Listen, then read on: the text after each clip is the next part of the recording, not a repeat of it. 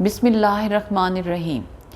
ایک بچی نے اپنی پریشانی بیان کی ہے۔ وہ کہتی ہے کہ میں ایک اسکول ٹیچر ہوں اور میری عمر 27 سال ہے۔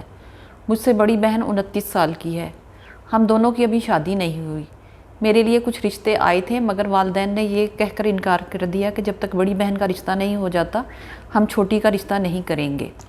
انہیں ڈر ہے کہ اگر میرا رشتہ پہلے ہو گیا تو بڑی بہن کہیں گھر میں بیٹھی نہ رہ جائے۔ مجھے بھی اس بات کا ڈر لگتا ہے مگر کوئی راستہ سمجھ میں نہیں آ رہا۔ والدین سے کچھ کہتی ہوں تو خود غرضی لگتی ہے۔ اب ایک اچھے لڑکے نے مجھے خود سے پرپوز کیا ہے، کوئی سمجھ نہیں آ رہی کہ اسے کیا جواب دوں۔ آپ کوئی رہنمائی کیجیے۔ بہت ہی مشکل صورتحال ہے اور بہت ہی مشکل سوال ہے۔ سچی بات یہ ہے کہ دل گرفتہ ہوتا ہے اس طرح کی باتوں کو سن کر، اور یہ آپ صورتحال یہ دیکھیے کہ بچی کو خود سے اس موضوع پر بات کرنی پڑی ہے۔ اس کا مطلب یہ ہے کہ وہ کتنی ایک مشکل صورتحال میں ہیں وہ خود بھی، اور ان کی فیملی بھی کتنی مشکل صورتحال میں ہوگی۔ تو یہ ہمارا سوشل ایشو ہے، اور اس پر جو میں ایک بہت ضروری بات کرنا چاہتا ہوں۔ ایک بات تو بچی سے جو کہنا ہے وہ تو بعد کی بات ہے، لیکن بچی، بالکل صحیح کہا آپ نے کہ بچی سے بڑھ کر جن کو مخاطب ہونے کی ضرورت ہے وہ اس کے والدین ہیں، اور بچی کے لیے اگر یہ ممکن ہے کہ ہماری یہ جو گفتگو ہے وہ کسی نہ کسی طریقے سے اپنے والدین کے سامنے بھی رکھیں تو یہ مفید ہو سکتا ہے۔ اور دوسری چیز یہ ہے کہ والدین بھی اگر اس پروگرام کو یا ہماری بات کو سن رہے ہوں ان کو بھی اس بات کو کنسیڈر کرنا چاہیے۔ مسئلہ کیا ہے، اور میں نے یہ مسئلہ اکثر والدین کے ہاں محسوس کیا ہے، وہ ہے انصاف کا مسئلہ۔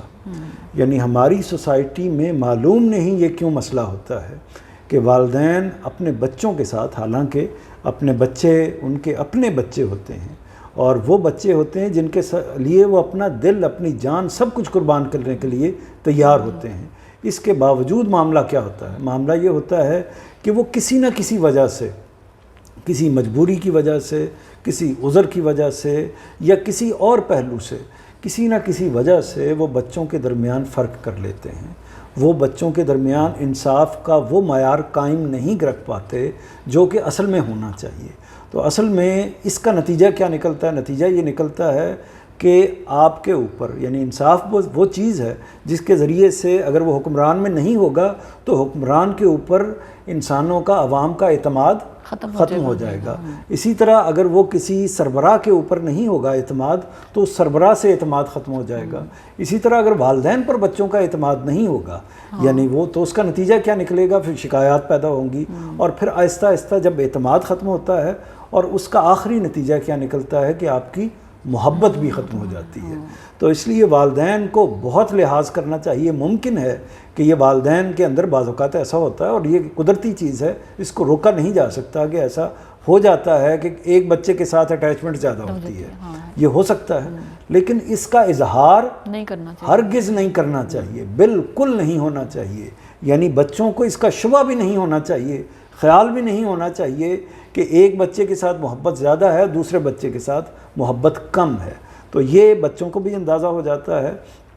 یہ چیز ہے۔ اور یہ چیز نظر کیسے آتی ہے؟ یہ اسی طرح نظر آئے گی کہ یعنی ایک بچی کسی وجہ سے، وہ جو بھی اس کا سبب ہو سکتا ہے، کسی وجہ سے اس کا رشتہ نہیں ہو رہا، لیکن آپ اس کی وجہ سے دوسری بچی کے ساتھ بھی معاملہ یہی کر رہے ہیں۔ اگر 2-3 سال اور گزر جاتے ہیں، یعنی ابھی کتنی ایج ہے ان کی؟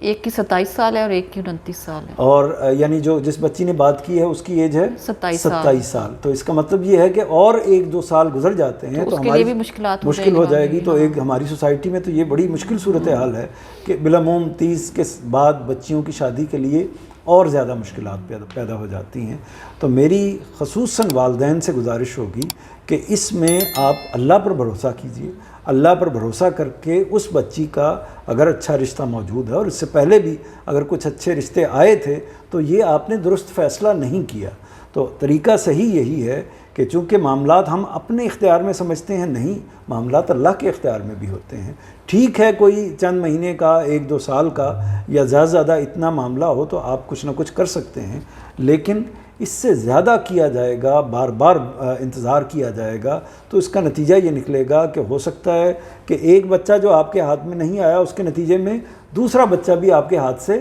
نکل جائے۔ تو اس کو اپنے آپ کو، تو پہلی بات جو میں نے کہی ہے وہ ان بیٹی کے توسط سے ان کے والدین کو میں کہنا چاہتا ہوں، اور تمام جو ہماری سوسائٹی کے والدین ہیں ان کو اس بات کو ملحوظ رکھنا چاہیے کہ وہ بچوں کو یہ تاثر نہ ہونے دیں کہ ان کے بچوں کے ساتھ جو تعلقات ہیں ان میں وہ کسی کو کم حیثیت دے رہے ہیں، کسی کو زیادہ حیثیت دے رہے ہیں۔ تو ایسا نہیں ہونا چاہیے۔ جہاں تک بچی کا تعلق ہے تو ان کو جو مشورہ ہم سمجھتے ہیں کہ دینا چاہیے، کیونکہ ہمارے پروگرام کا مقصد ہی یہ ہے کہ جو بھی ہمارے سے بات کرے یا جو چیز ڈسکس کرنا چاہے تو ان کے سامنے ان چیزوں کو رکھیں کہ کیا کیا راستے ہو سکتے ہیں، کیا کیا طریقے ہو سکتے ہیں کہ جن سے وہ اپنی کسی منزل کو، کسی مسئلے کو حل کر سکتے ہیں، حاصل کر سکتے ہیں۔ تو اس میں جو میری گزارش ایک تو یہ ہوگی کہ سب سے پہلے آپ کو اپنے والدین کو اعتماد میں لینا چاہیے اور ان کو کنونس کرنا چاہیے۔ بعض اوقات ایسا ہوتا ہے کہ والدین یہ تصور کر رہے ہوتے ہیں، یا کوئی بھی انسان، جب تک ہم ان سے بات نہیں کرتے، جب تک ہم یہ سمجھ رہے ہوتے ہیں کہ جی وہ خود ہی میرا خیال کر دے گا، تو انسان اصل میں ایسا نہیں ہے۔ انسان بھول بھی جاتا ہے، انسان غفلت کا شکار بھی ہو جاتا ہے، انسان اگنور بھی کر دیتا ہے۔ تو اس کو بتانا پڑتا ہے، تو یعنی اپنی زبان سے اظہار کرنا پڑتا ہے، ورنہ یہ محسوس ہوتا ہے بچہ بھی جب اس کو بھوک لگتی ہے، جب اس کو دودھ چاہیے ہوتا ہے تو آواز دے کے بلاتا ہے نا، روتا ہے، تو یہ سارا معاملہ کرتا ہے۔ تو یہ اظہار چاہیے ہوتا ہے، اظہار کے بغیر دنیا جانتی نہیں ہے۔ تو ہمارے ارد گرد جو ہمارے والدین ہیں وہ بھی تو ایک طرح سے دنیا ہی ہے نا، تو اس لیے والدین کو اعتماد میں لینا چاہیے، ان کو بتانا چاہیے۔ تو ایک ان کے لیے مشورہ یہ ہے کہ ان کو کنونس کریں اور اس بات پر لے کے آئیں کہ جو معاملات اللہ تعالیٰ نے رکھے ہوئے ہیں معاملات اسی طریقے سے ہوں گے۔ دوسری ایک اور کام میں ان کو مشورہ دوں گا کہ وہ ایک اور کام کریں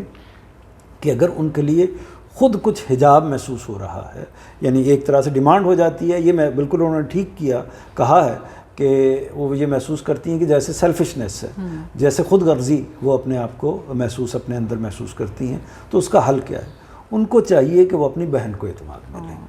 بہن سے وہ بات اپنی پوری طرح کھول کے رکھیں، اپنا یہ جو پرپوزل ان کے سامنے آیا ہے اس کو بھی ان کے سامنے رکھ دیں اور بتائیں کہ یہ دیکھیے کہ یہ بات بالکل ٹھیک ہے، میں آپ کے ساتھ بہت محبت کرتی ہوں، میرا آپ کے ساتھ غیر معمولی تعلق ہے، یہ ساری چیزیں ٹھیک ہیں، لیکن اب صورتحال یہ آ رہی ہے کہ میں بھی 27 میں پہنچ چکی ہوئی ہوں، تو اس لیے آپ اگر بات کریں گی، میری بات تو ہو سکتا ہے کہ اچھی نہ لگے والدین کو، تو آپ اگر بات کریں گی تو اس کا فائدہ یہ ہوگا کہ وہ آپ کی مجھے سپورٹ حاصل ہو جائے گی۔ تو جب آپ اس جگہ سے بات کریں گی اپنی بڑی بہن سے، ظاہر ہے ان کا آپ کے ساتھ شفقت کا، محبت کا، پیار کا تعلق ہوگا اور ہونا چاہیے، تو جب آپ بات کریں گی تو اس کا نتیجہ کیا نکلے گا کہ وہ والدین راضی بھی ہو جائیں گے اور ان کو اس کا پریشر جو ہے وہ نسبتاً کم ہو جائے گا۔ تو دوسری جو میری طرف سے تجویز ہے ان کے لیے یا مشورہ ہے وہ یہ ہے، اور تیسری اور آخری بات اس میں یہ ہے کہ وہ جس بچے کے ساتھ ان کی بات چل رہی ہے، جس کے ساتھ ان کی انڈرسٹینڈنگ ہو گئی ہے اور جو ان کے ساتھ اس رشتے کو آگے بڑھانا چاہتا ہے، تو اس سے کہیں کہ وہ اپنے والدین کو بھیجیں، والدین آئیں اور والدین کنونس کریں، ان کے والدین کو کنونس کر کے وہ اس مقام پر لے کے آئیں۔ تو آخری اس میں جو بات ہے کہ یہ سارے پروسیس اختیار کرنے کے بعد پھر آپ اللہ تعالیٰ سے دعا کیجئے اور دعا کریں کہ اللہ تعالیٰ آپ کی جو